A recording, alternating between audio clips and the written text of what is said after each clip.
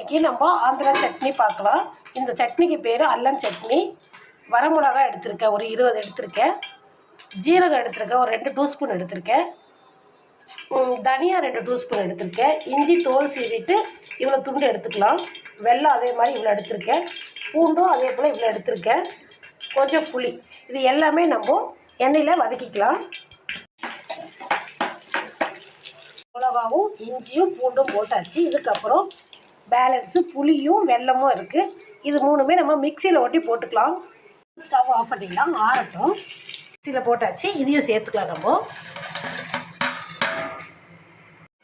Andhra chutney ready ஆகிடுச்சி, அரைச்சாச்சு. நம்ம இது கூட நம்ம தாளிப்பு வேண்டாம். ரிஃபைண்ட் ஆயிலை ஒரு 2 ஸ்பூன் ஊற்றிட்டு கிண்டிட்டு நம்ம கிணத்துல மாற்றிக்கலாம். ஆந்திரா சட்னி ரெடி. ஆந்திரா அல்லம் சட்னி ரெடி.